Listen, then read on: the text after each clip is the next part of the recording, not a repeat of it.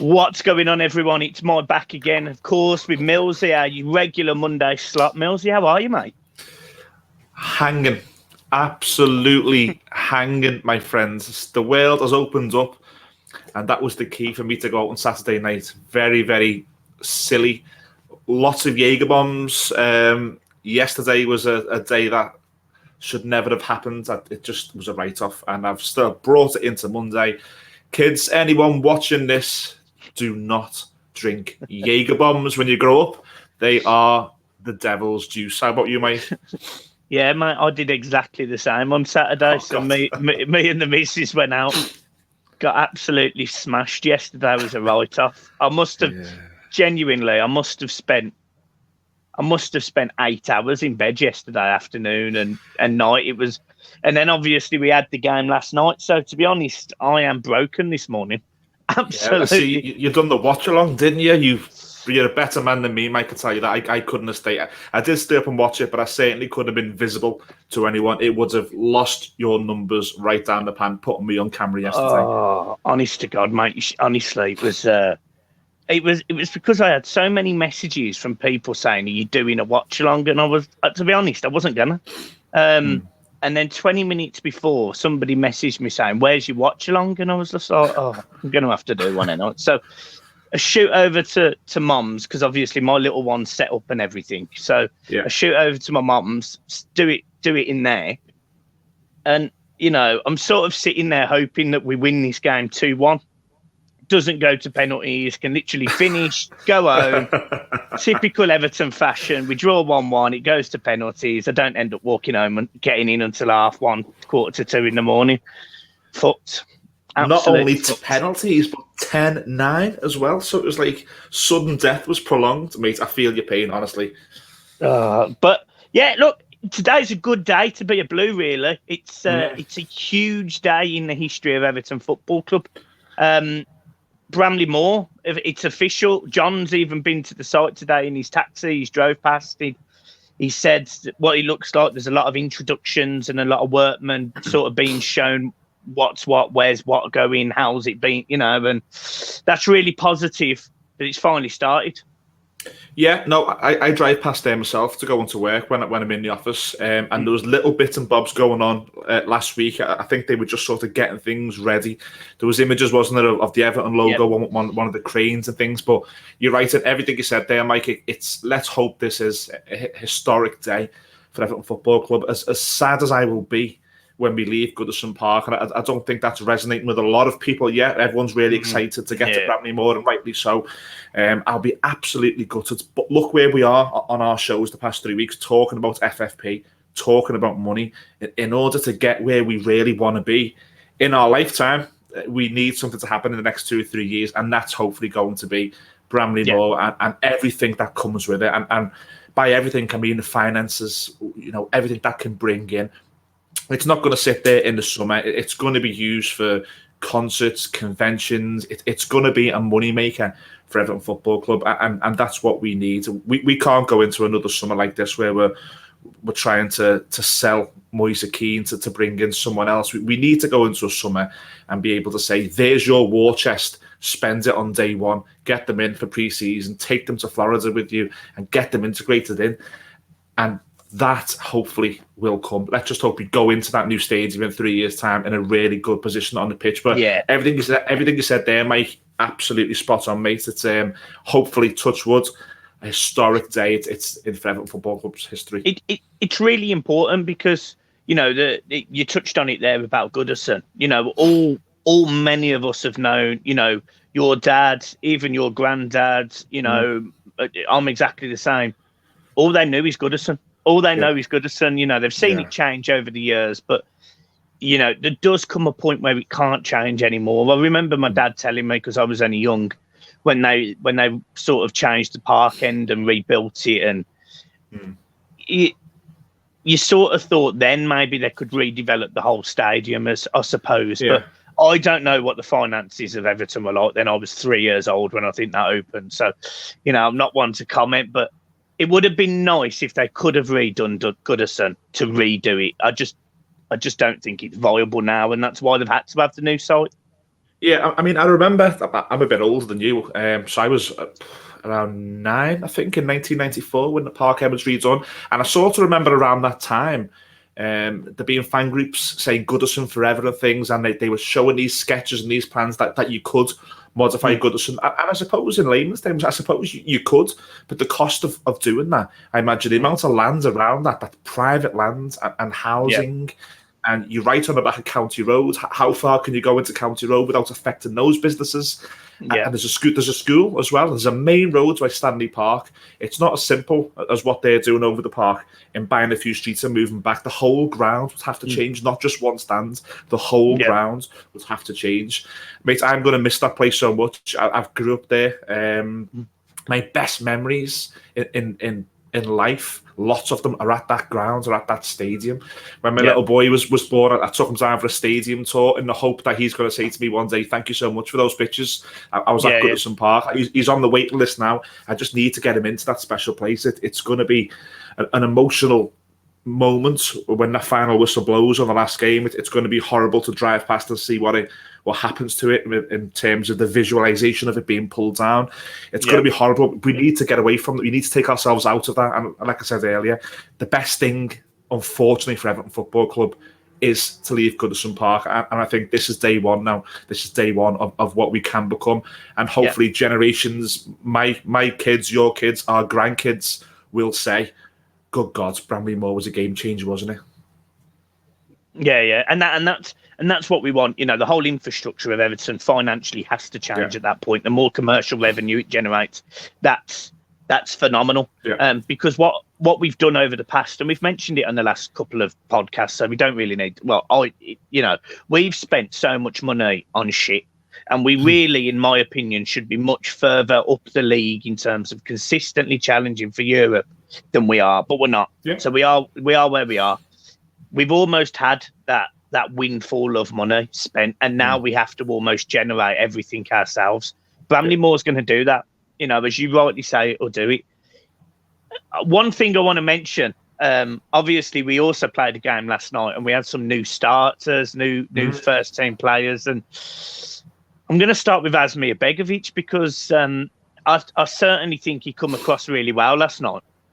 Yeah, no, I mean, I made the point of trying to watch him on their set pieces, and I think those their goal, especially, we were awful for the set pieces. But I was watching him, and he seemed to be commanding the box. He was very visibly disappointed when that goal went in. He was looking at who was at fault, and I think that's a big thing for someone like a Ben Godfrey and a Mason Holgate who is still learning the game as young centre halves, to have someone who can come in and be okay with those. You don't really want, you know, I don't mean to badmouth me, but Yao Virginia coming in and maybe you know he's not ready to command a big centre half in front of him.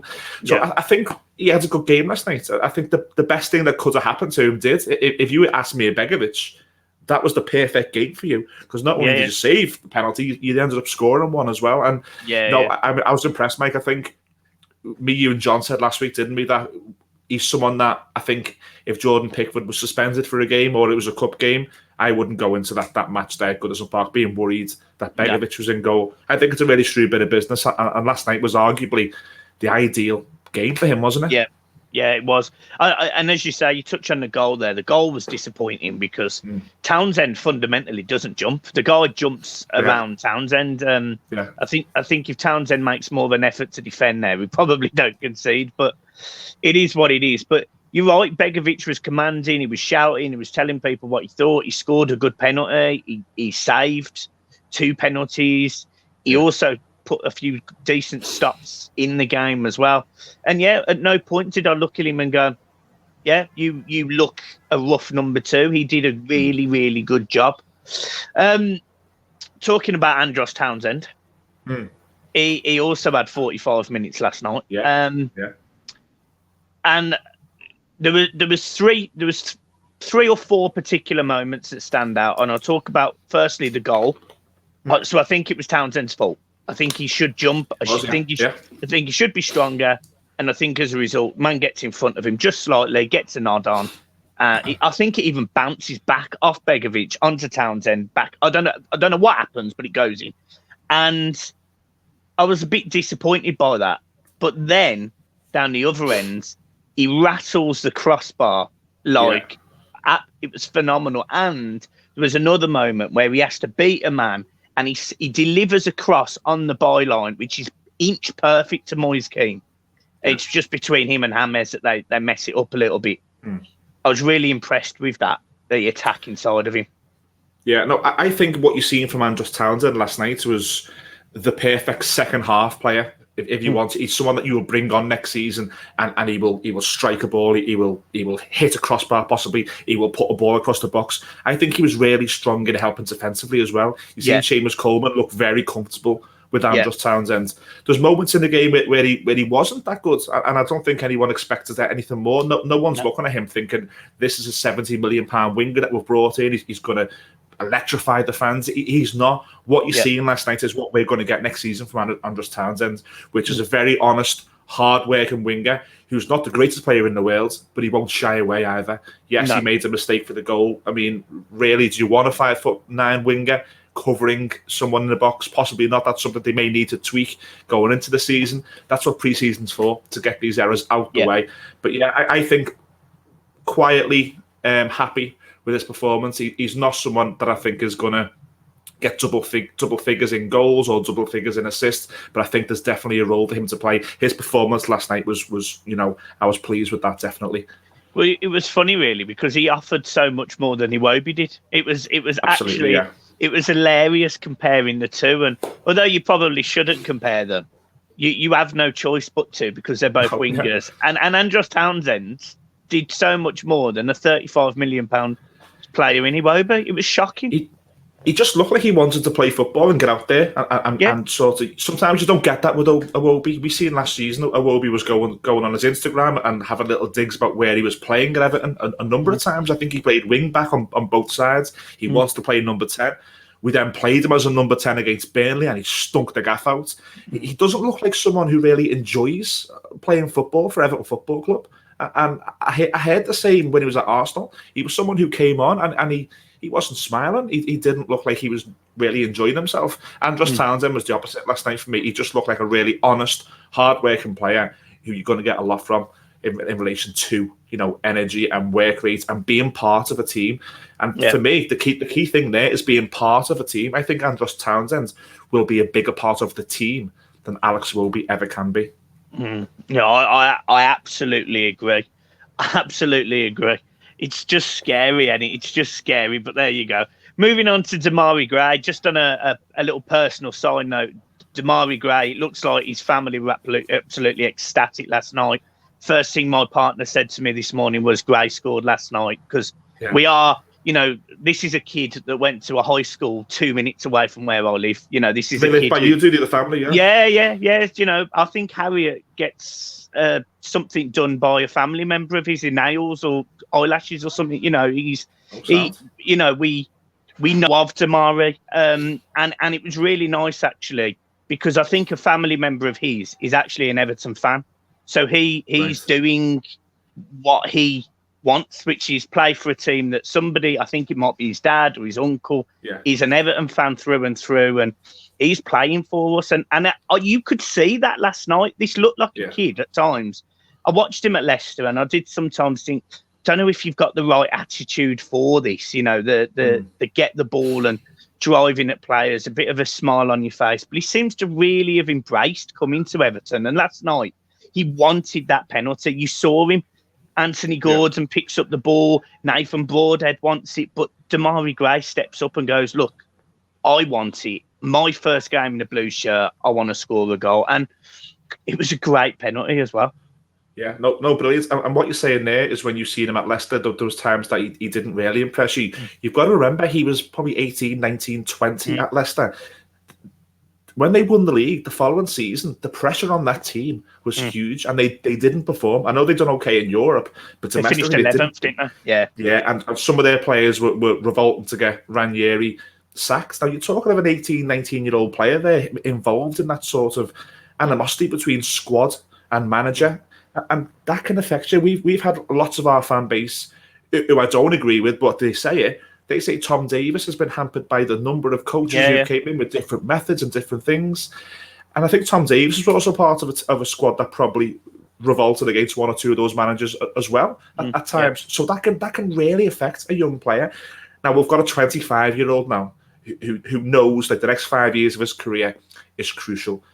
4 of those could be now at Everton Football Club. It's a very, very smart piece of business for me. There's no risk at all. In relation to how he played last night, great. Lots of work rate again, lots of energy. And for me, something, Mike, I've said to you on WhatsApp and stuff before, what we've missed for years is someone to get the ball and go, right, we're going that way, and I'm going to make us go that way. And if I can't make us go that way, I'll go that way, and then you find me going that way. And every time he got the ball or he looked to get into a move, it was forward. It was all the time forward.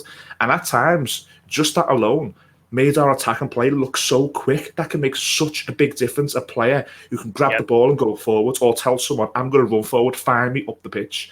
It made us look really good last night.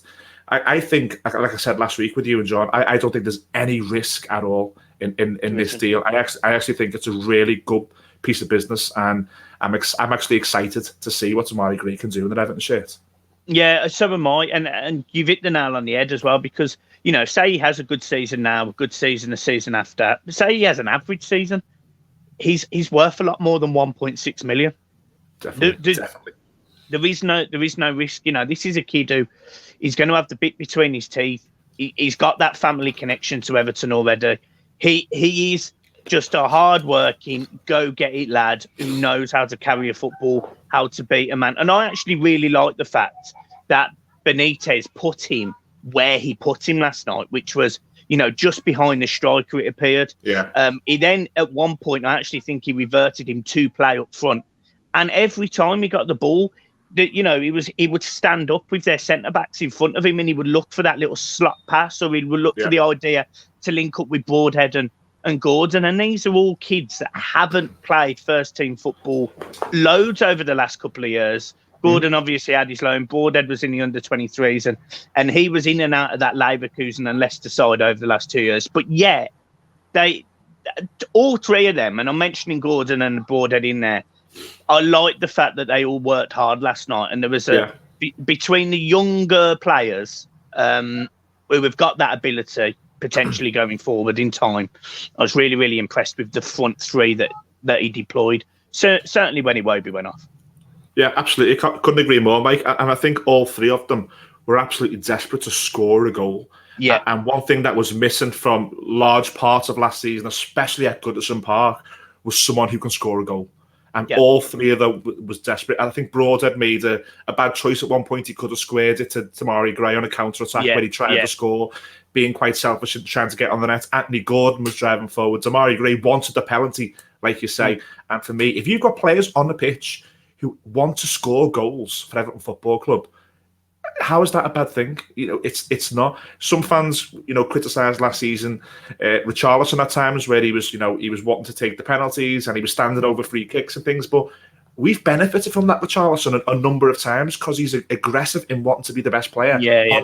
He wants to be the man. He wants to score the goals. There are times that can hinder us, but we benefit so much. And to get more of those players on the pitch for us, Mike, for me, goal scorers, people who want to get on the pitch and score goals and attack teams, massive, absolutely massive.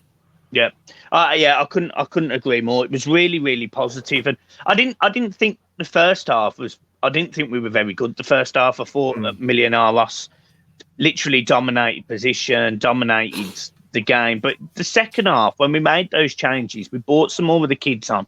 There was just more energy, and we looked so much better.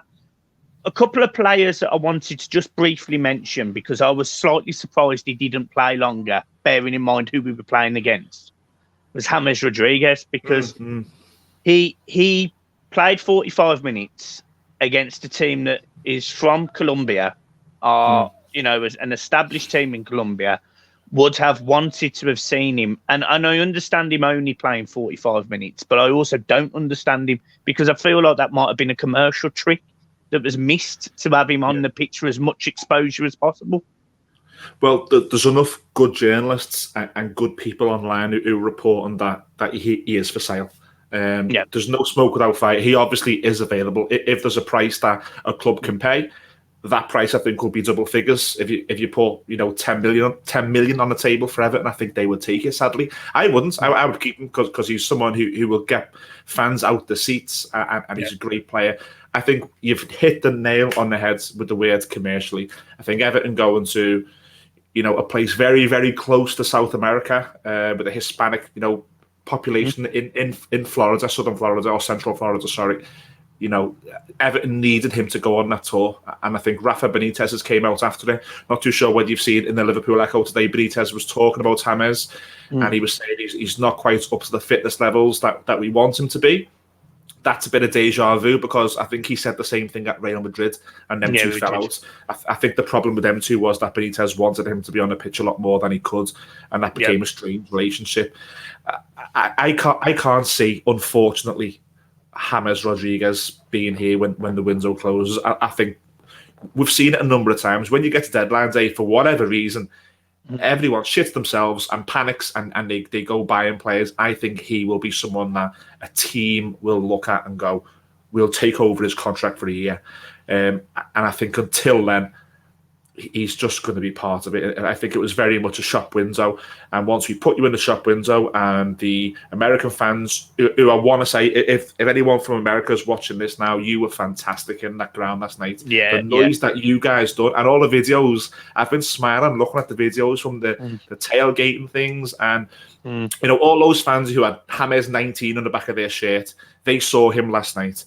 There was teams who maybe wanted to watch what he could do. They seen him last night. And I think the second half was then, okay, we've had that. Now I need to look at Broadhead. I need to look at Anthony Gordon. I need to look at Demari Gray, because they're in all likelihood going to be available to me next season when you're not. And again, I don't agree with that. I can't say it enough. I want James Rodriguez to stay at Everton Football Club. It'll just be the most Everton thing ever if we go that first game of the season at Southampton and he's not there, and there's 40,000 fans who are dying to see, because we haven't had a player like that in so long. Someone we've had technically gifted players. We've had the Pinars, we've had the Artetas, we've had really good players, but I haven't seen someone like that since Andrei Kanchelskis, and it'll be such a shame when he does go. But I think, like I said at the start, there's enough good people reporting that he won't be part of it. I think it was very much, look, there's James Rodriguez for 45 minutes, and now we're going to concentrate on what we have next season. Yeah, it just seemed weird, because all of the Everton things, which again, it sort of makes sense with what you're saying there, but all of the Everton videos and all of the things we've seen, him and Gordon, for example, he's got a massive smile on his face. He genuinely seems to be enjoying playing with the team, and then when he was there last night, I just didn't get the same sense out of it. And the other thing was the picture at the end. So obviously, look, we won a trophy last night, but I really don't want to sit here and go into it too much, because, when I'm seeing people saying you can't say 1995 anymore, I honestly. But he wasn't with the squad on that picture. No, there was a video after the game of Benitez being interviewed, and in the background he was with his children. Rodriguez, he had his young children with him. So maybe it was a case that, maybe I'm completely wrong. Maybe he's carrying a knock. Maybe he got injured in the first half, and he spent the second half and the post-match having some treatment. I don't know. You're right in what you're saying again, Mike. All the videos and stuff that we've seen with him and Anthony Gordon, and the brilliant YouTube things that the club are putting on and showing you in Florida, he looks to be part of it. He's got a smile on his face.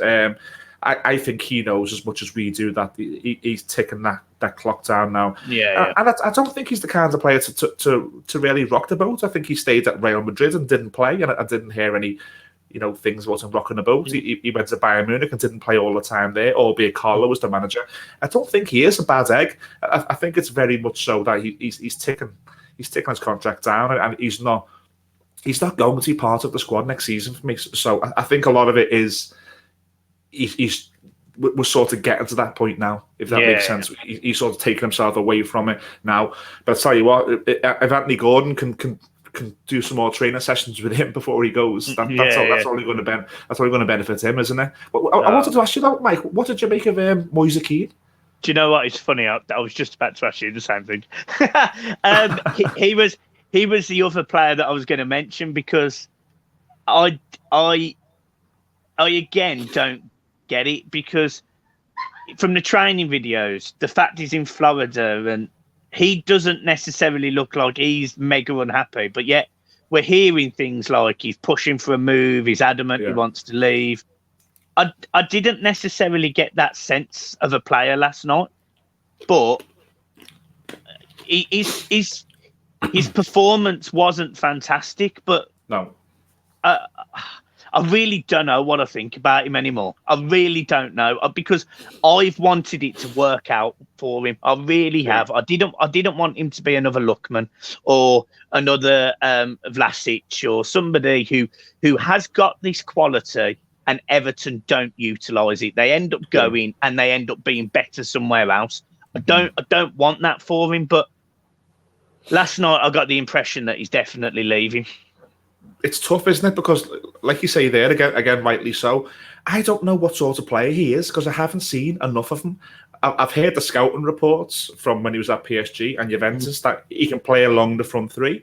He can score a goal. He's, got pace. I haven't seen a lot of Moise Kean in an Everton shirt to say to you now, Mike, we have to keep him, or to say we have to cash him because he's not that good. I think last night, what I will say based on his performance is he missed a really good chance that a striker of his calibre shouldn't be missing. That header that he had. Yeah. And I seen someone say on Twitter earlier, someone supporting, like a bit of back and forth with somebody, someone supporting it saying, he wasn't expecting it. He absolutely was. He was in the right position. His positional sense was absolutely brilliant. Yeah. He just couldn't direct it into the net or even on target.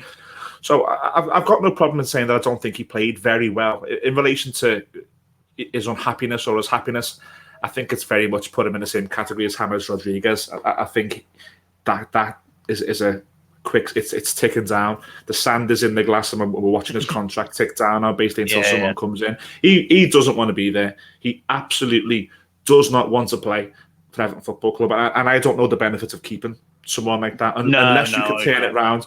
Unless a manager came in the summer who'd worked with him before, and that would have been something that you could look at and go, okay, this could work. That's not happened. It's Benitez who's not worked with Kean before. I think he's going to be another one that you're looking on deadline day where they're getting PSG or maybe an Italian club back to the table and saying, okay, right obligation on that contract and you can take him, give us a hefty loan fee. And I think that will happen. His performance last night didn't do anything for me to come on this show now and say, we have to keep him. It just didn't. It's mad though, because when I look at him, and I remember us when, obviously we all remember Lukaku at West Brom and Everton in his first year. He's got the same stature. He's strong. He's quick. He's got skills. We saw him beating a couple of people, and it's just there's definitely a player in there. I just don't think it's an Everton one, unfortunately. And a friend said to me, he said, imagine if you keep all of your best players and your front four players is Richarlison, Calvert-Lewin, Moise Kean and James Rodriguez. That would scare most teams in the Premier League, but it's not going to be the case. It's not going to be the case.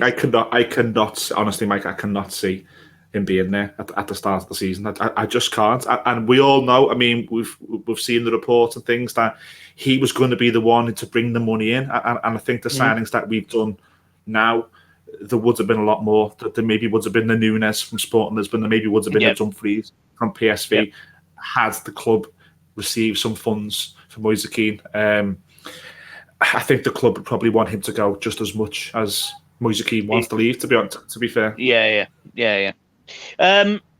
Right, let's just talk about just a couple of links that we've had in the last couple of days. Well, this morning I've noticed. Martial from Manchester United, I think it's a non-starter for me personally. I'm not saying he's a bad player. I quite like Martial, but I do struggle with his attitude a lot of the time.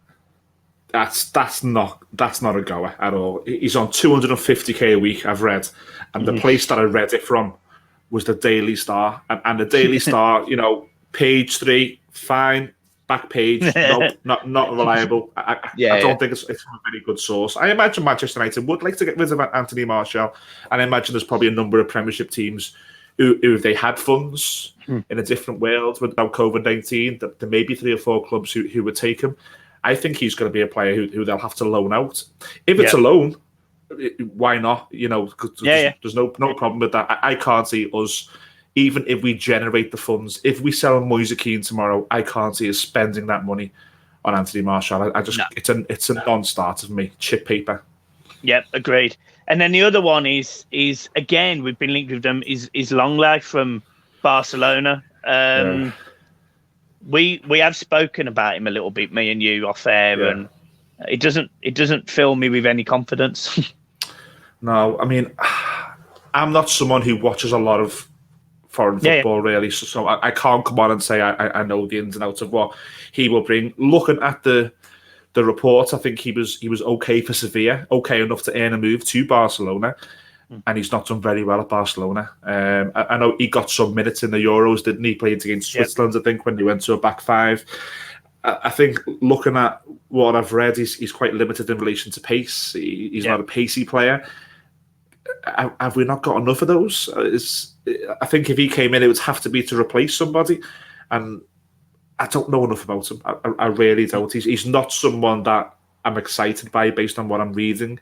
I'd probably rather stick than twist if it came to losing Mina or Keane and bringing in Lenglet. I don't really see, because for me, our best centre-half pair would be Yerry Mina and Ben Godfrey next season. I would give them the 38 games if you could. Yeah, and then I'd bring in. Depending on who you're playing, you'd either bring in Michael Keane or Mason Holgate, or if you change the system. So I definitely wouldn't sell Yerry Mina. Michael Keane, if you can get money for Michael Keane and spend a little bit of that money on Lenglet, okay, fair enough. But is he going to leave Barcelona, where he's probably got a point to prove now, to come and sit on Everton's bench? No. And then you're looking at is he better than Mina or Godfrey? I don't know. I read that he's not. I don't know. It's not something that excites me, and I don't know if there's legs in it or not. It's one of those. It's here or there for me, that one. Last thing from me. One of the things that Rafa said in his post-match press conference last night was about Andros Townsend, about playing him out wide, and that he solves that problem. I think that was the exact words he used. He solved that problem. Now, if that is the case, I suspect that Leon Bailey is not happening.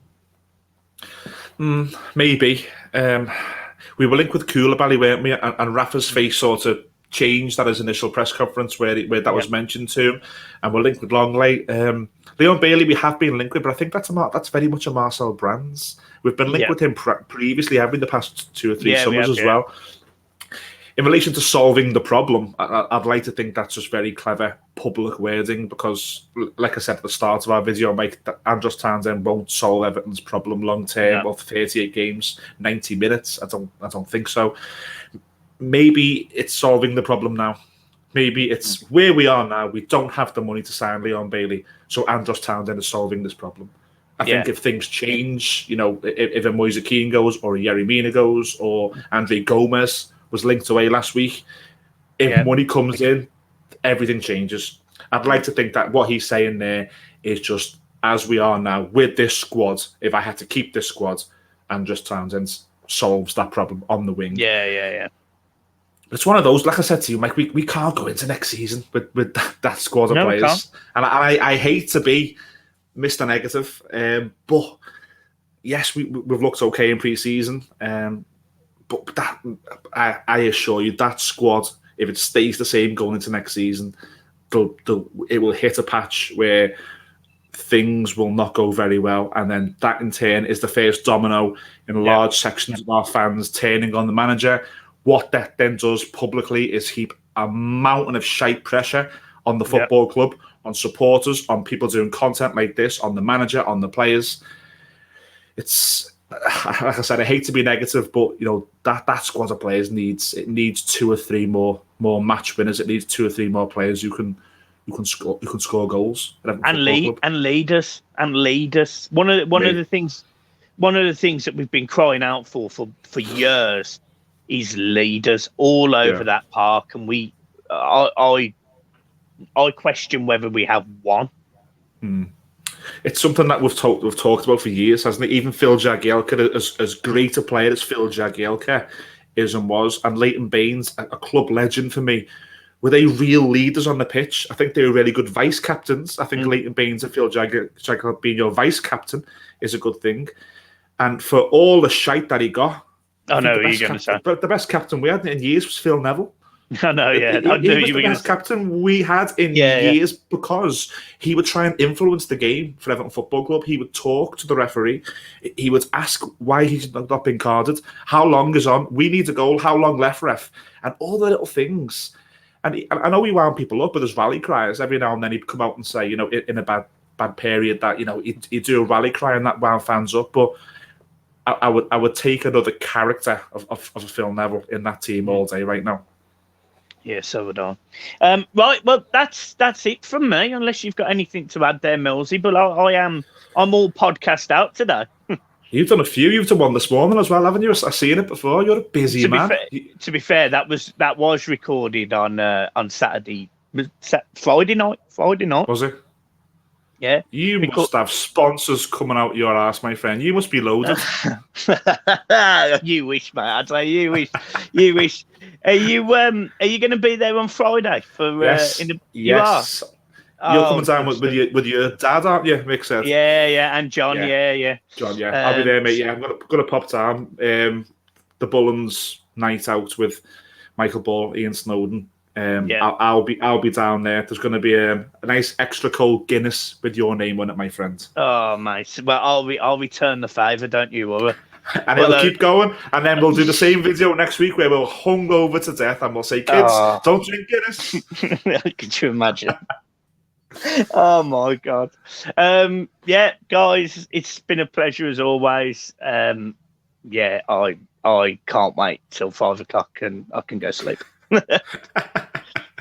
Right, peace, Millsy. I'll see you next week. See you soon, my friends.